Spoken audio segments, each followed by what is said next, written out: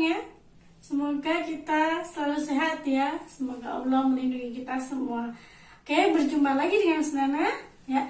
Sebelum kita mulai pembelajaran, kita bersama-sama membaca basmalah dulu ya. Bismillahirrahmanirrahim. Amin. Oke, semoga Allah memudahkan kita dalam menerima pembelajaran kali ini. Oke, hari ini kita akan belajar bahasa Indonesia ya. Materinya tentang, ayo apa? Ada yang tahu? Oke, kita simak bersama-sama ya. Materi hari ini adalah cara menulis paragraf. Kita simak videonya berikut. Hari ini kita akan belajar tentang cara menulis sebuah paragraf ya. Oke, cara menulis paragraf yang perlu kita perhatikan yang pertama adalah penulisan kalimat pertama itu agak menjorok ke dalam. Yang kedua, satu paragraf itu terdiri dari beberapa kalimat ya, kurang lebih 4 kalimat. Yang ketiga, awal kalimat menggunakan huruf kapital. Jadi, setiap kalimat dalam sebuah paragraf itu diawali dengan huruf kapital. Setiap kalimat itu diakhiri dengan tanda baca titik. Oke, langsung dicontoh ya. Di sini Usna punya 2 paragraf. Oke, langsung aja. Paragraf pertama. Oke, sekarang semuanya melihat paragraf pertama. Di awal paragraf ya, di awal paragraf itu ada garis merah di bawah ya. Itu Usnana sengaja beri garis merah, itu adalah untuk memberikan tanda bahwa di awal kalimat, di kalimat awal dalam sebuah paragraf itu penulisannya menjorok ke dalam ya. Usnana beri tanda anak panah. Jadi memberikan jarak ya, masuk ke dalam sebagai tanda. Nah, kita baca sama-sama ya. Indonesia adalah negara yang berada di garis khatulistiwa bumi. Iklim di Indonesia adalah iklim tropis yang memiliki 2 musim, yaitu musim hujan dan musim kemarau. Coba perhatikan di kalimat kedua. Di awal kalimat itu hurufnya apa? Kapital ya. Di sini adalah huruf I.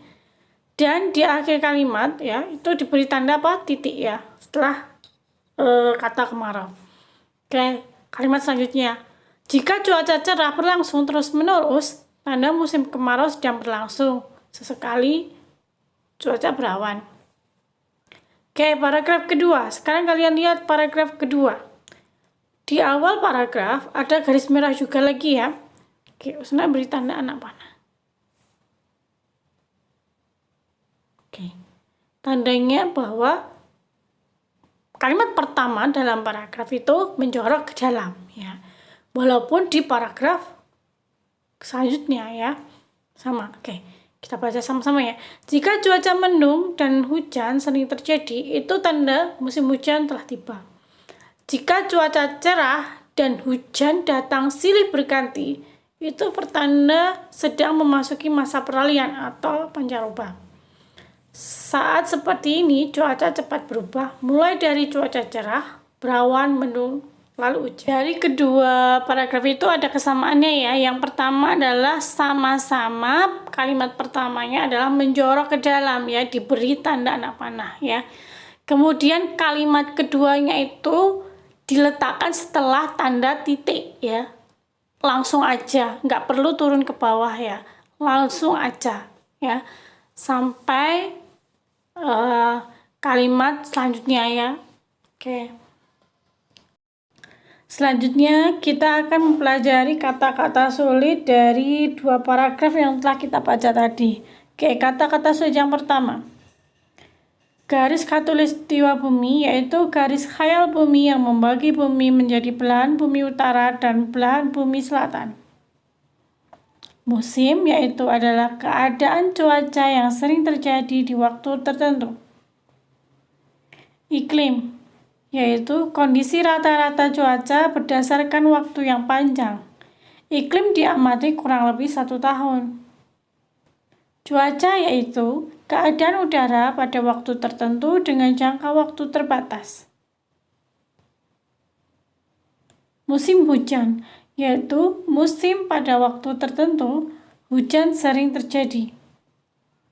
Musim kemarau yaitu musim kering atau musim panas. musim pancaroba, yaitu musim peralihan antara musim kemarau dan musim hujan. Cuacanya tidak menentu biasanya.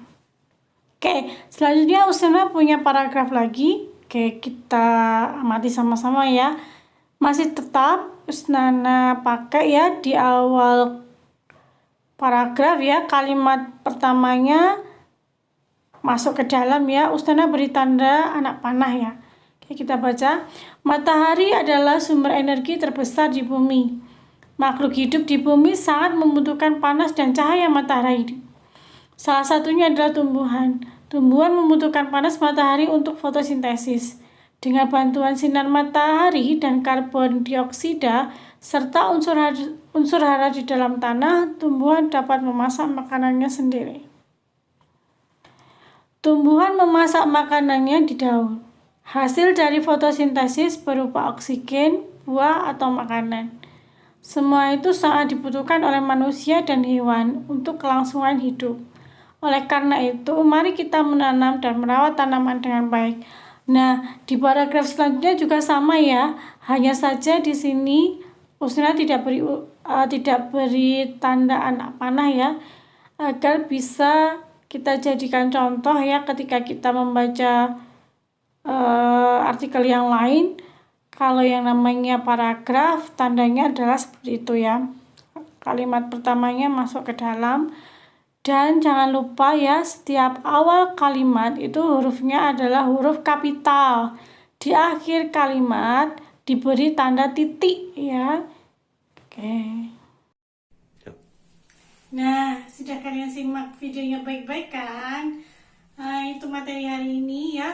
Kalau belum jelas bisa diputar kembali videonya ya. Dan jangan lupa ya, sebelum kalian mengerjakan LK-nya, silakan kalian sholat dua dulu ya. Oke. Jika dalam mengerjakan LK nanti ada yang sulit, bisa kalian tanyakan kepada ustazah masing-masing ya. Assalamualaikum warahmatullahi wabarakatuh. Bye-bye.